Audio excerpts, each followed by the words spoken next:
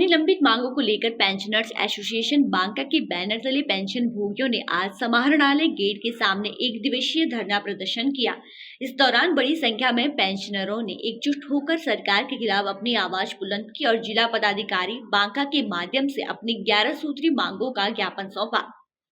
धरना को संबोधित करते हुए वक्ताओं ने कहा कि वर्तमान में लागू श्रम विरोधी कानूनों को तत्काल निरस्त किया जाए। साथ ही पेंशनरों के पेंशन की गणना 2.57 के स्तर पर 3.68 गुणनफल के आधार पर करते हुए न्यूनतम मूल पेंशन 18,000 रुपये निर्धारित की जाए। पेंशनर्स एसोसिएशन ने केंद्र सरकार पर लागू की गई नई पेंशन व्यवस्था का विरोध करते हुए यूनिफाइड पेंशन स्कीम को भी अस्वीकार्य बताया और पुरानी पेंशन व्यवस्था को पुनः लागू करने की मांग की। उन्होंने कहा कि पेंशन में प्रत्येक 5 वर्ष 20% वृद्धि और 85 वर्ष की आयु के बाद 100% पेंशन बढ़ोतरी का प्रावधान किया जाना चाहिए। इसके अलावा पेंशनरों ने वरिष्ठ नागरिकों को पूर्व की भांति रेल किराया और हवाई यात्रा में छूट बहाल करने, महंगाई पर नियंत्रण करने और सभी जिला मुख्यालयों में पेंशनरों एवं वरिष्ठ नागरिकों के लिए कार्यालय सह विश्राम गृह के निर्माण की मांग की। स्वास्थ्य सुविधाओं को लेकर भी पेंशनरों ने अपनी चिंता जताई और सभी अस्पतालों में पेंशन भोगियों एवं संपदा कर्मचारियों के लिए कैशलेस उपचार की व्यवस्था सुनिश्चित करते हेतु सरकारी सहायता से व्यापक स्वास्थ्य बीमा योजना लागू करने की मांग की। साथ ही बुजुर्गों के लिए 24 घंटे ओपीडी सेवा बहाल करने की भी अपील की गई है। धरना के अंत में पेंशनरों ने चेतावनी दी है कि यदि उनकी मांगों पर जल्द सकारात्मक पहल नहीं की गई तो वे आगे भी व्यापक आंदोलन करने को बाध्य होंगे। पेंशनर एसोसिएशन बांका द्वारा जो एक दिवसीय धरना समाहरणालय मुख्य गेट पे दिया गया, इसका धरना देने का कारण क्या था?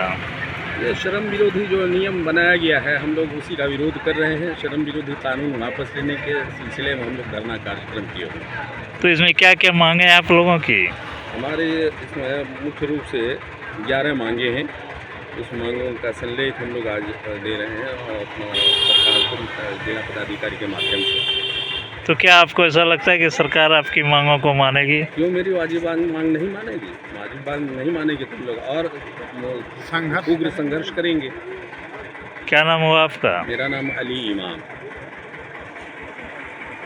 आप लोग जो एक दिवसीय धरना पे बैठे हुए हैं पेंशनर एसोसिएशन की ओर से, तो क्या आपकी मांगे क्या थी इसमें और ये धरना का कारण क्या था? रूप से है सरकार, भारत सरकार हम पेंशनरों के साथ नाइंसाफ़ी कर रही है। एक तरफ अपने आप को जितने भी मंत्रिमंडल हैं, सभी लोग हैं, प्रतिनिधि हैं, वे 5-5 पेंशन लेते हैं और हमारे कर्मचारी जो कि 30-40 वर्ष तक नौकरी करते हैं उनको एनपीएस में ठेल दिया है और जब लड़ाई चली तो अब यूपीएस बना दिया है। जबकि हम लोग की मांग है कि ओटीएस ओल्ड पेंशन स्कीम दिया जाए और 8वें वेतनमान का जो लाभ है पेंशनरों को वो समान रूप से सभी पेंशनरों को दिया जाए।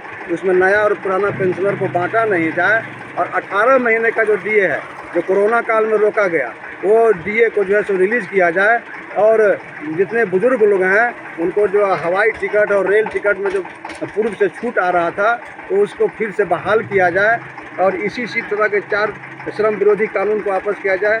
PFRDA बिल जो है उसको रद्द किया जाए।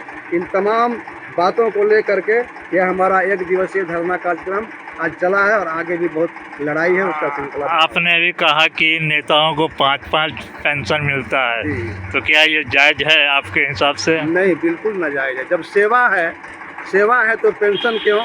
अगर नौकरी है तो इंटरव्यू क्यों नहीं? उसका आयु सीमा क्यों नहीं नौकरी करने का? कहते यहाँ तो विषमता हो रहा है। यहाँ संविधान में जो कसम खा के लोग क्या कि जो संविधान में जो नियम है सबके लिए समान रूप से हम काम करेंगे, समान रूप से अधिकार को देंगे, उसमें तो खलल डाल रहा है ये लोग। क्या नाम हुआ? साधु शरण।